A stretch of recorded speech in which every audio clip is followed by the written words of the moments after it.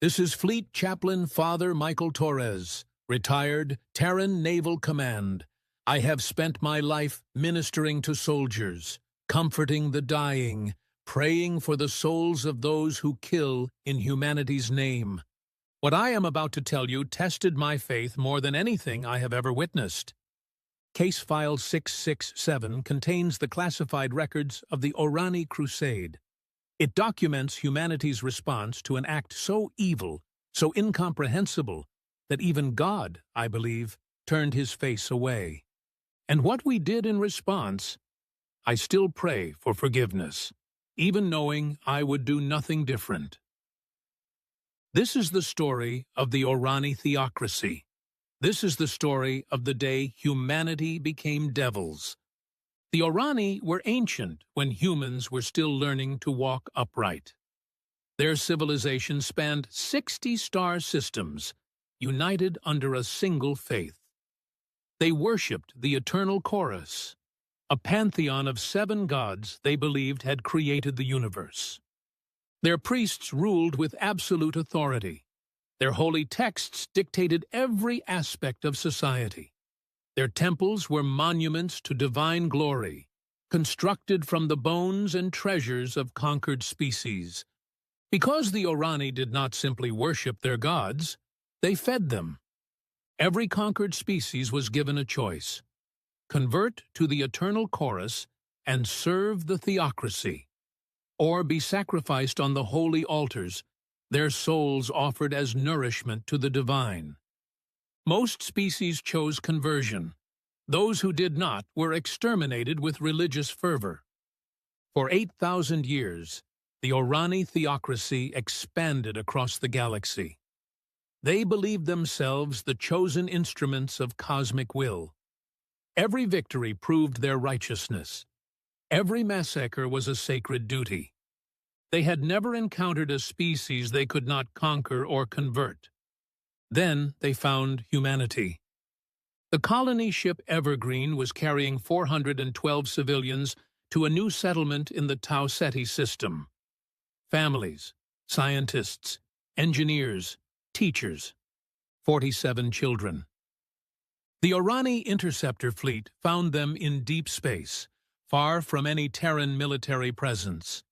The Evergreen had no weapons, no defenses. They transmitted peaceful greetings in every language they knew. The Orani did not respond. They simply took the ship. When the Terran Federation received word that the Evergreen had gone silent, we dispatched search vessels.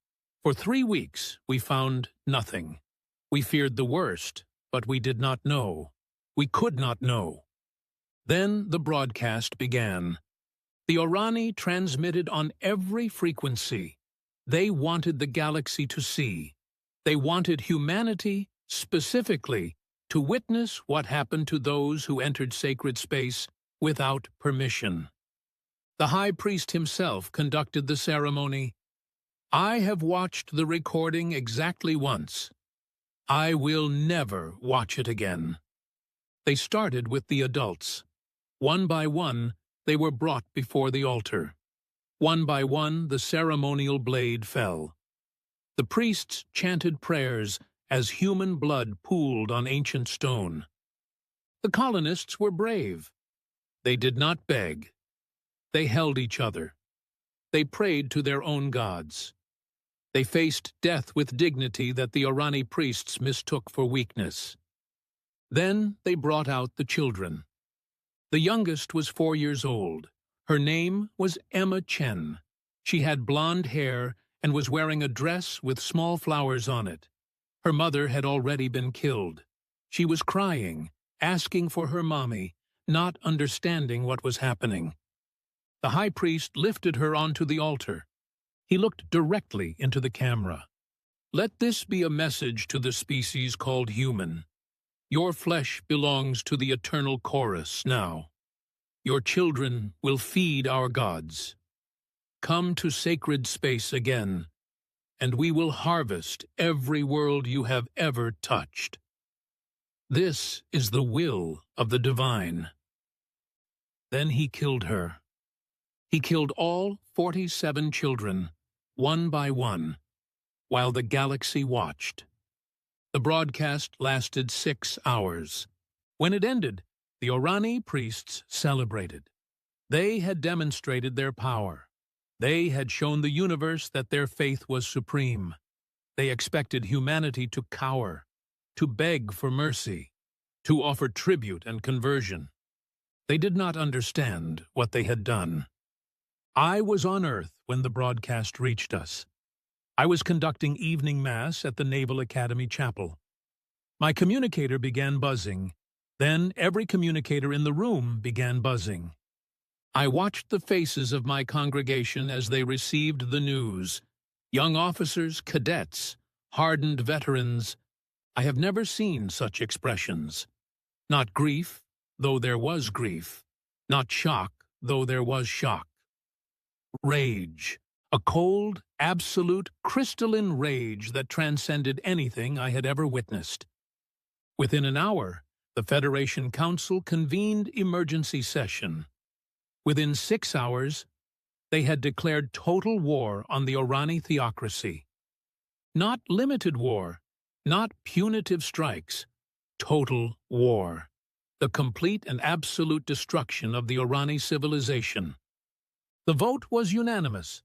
Every species in the Federation, every human colony, every allied world. Not one voice of dissent. The Orani had killed 412 civilians. They had murdered 47 children on live broadcast. They were about to learn what humanity does to those who harm our young.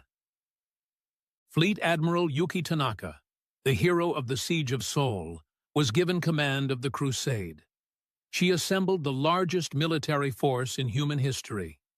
3,000 warships, 2 million soldiers, every weapon system the Federation possessed. She sent one message to the Orani High Priest before the campaign began. You asked us to come to your sacred space. We accept your invitation. We will visit every temple. We will walk through every holy site. We will meet your gods, and we will kill them. The Orani Holy Fleet was the largest military force their civilization had ever assembled. 1,200 cathedral ships, each one a flying temple bristling with weapons. Their priests blessed every vessel, every weapon, every warrior.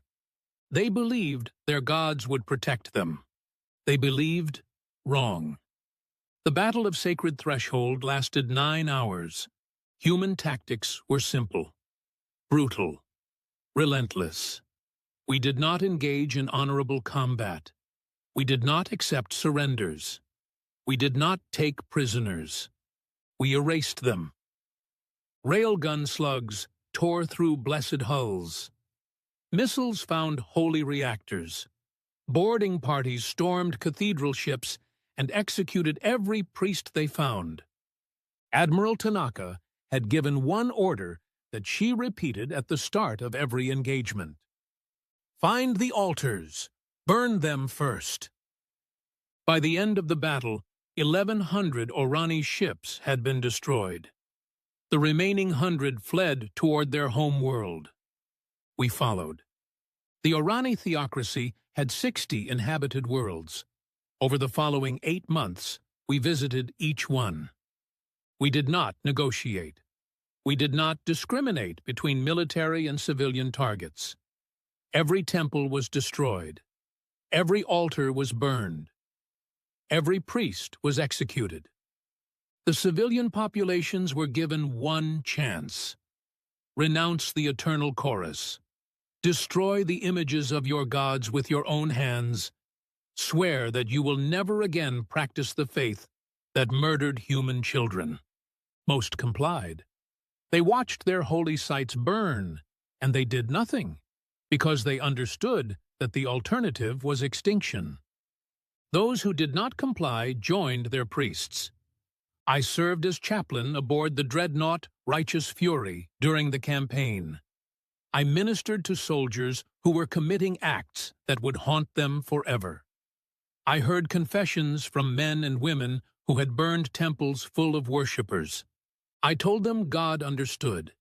I told them that some evils must be answered with overwhelming force. I told them that the children of the Evergreen were watching from heaven, and they were grateful. I do not know if I was right. I only know that I believed it then. I still believe it now. The final battle was fought above the Orani homeworld. The Temple of the Eternal Chorus, the holiest site in their civilization, was a space station the size of a small moon. It had stood for 6,000 years. Every high priest in Orani history had been consecrated there. The bones of 100 species lined its corridors, including now the bones of 47 human children. Admiral Tanaka did not bombard the station from orbit.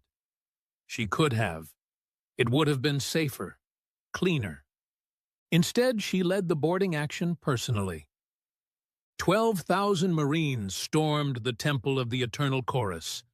They fought through corridors of gold and bone, past statues of alien gods, through chambers where the blood of countless sacrifices stained the floors.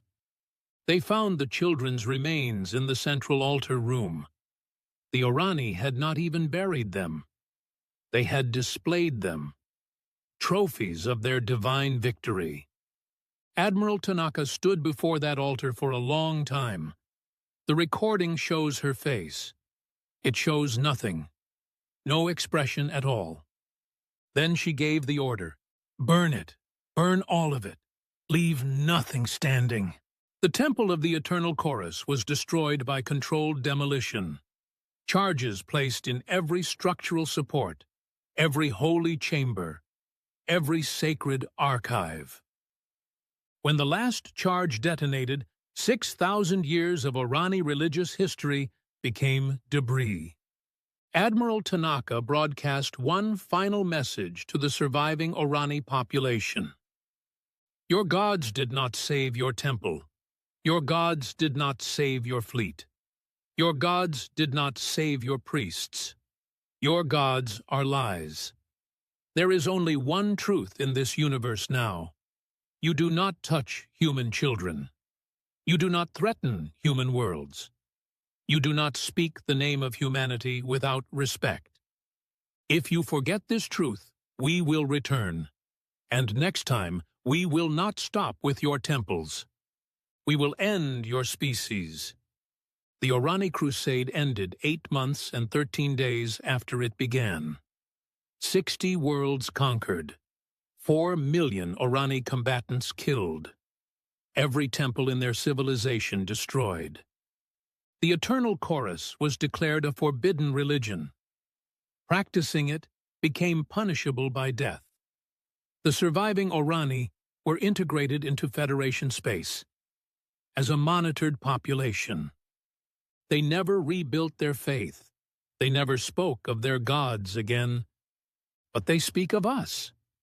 In the decades since the Crusade, a new religion has emerged among the Orani. It is not organized. It has no priests, no temples, no holy texts. It is simply a shared understanding that passes from parent to child. They call it the truth of the burning. They teach that the universe is ruled by beings of terrible power, beings who cannot be reasoned with, cannot be appeased, cannot be defeated, beings who will tolerate the existence of lesser species only so long as certain lines are never crossed. They do not call these beings gods. That word has been forbidden to them. They call them humans. I have thought about the Orani Crusade every day for 30 years. I have prayed for guidance. I have questioned my faith. I have wondered if we became the very monsters we claimed to fight. I do not have easy answers. What I know is this: 47 children died on an alien altar, and humanity responded with a fury that erased an 8,000-year-old civilization. Was it justice? Was it vengeance? Was it something darker, something that revealed what we truly are beneath our civilized masks? I do not know. But I know that no species has harmed a human child since the Orani Crusade. I know that when other civilizations look at us, they see something that frightens them more than any god they have ever imagined. They see a species that will burn the cosmos itself to protect its young. Perhaps that makes us monsters. Perhaps it makes us human. Perhaps there is no difference. This is Fleet Chaplain Father Michael Torres, signing off. Case File 667 is now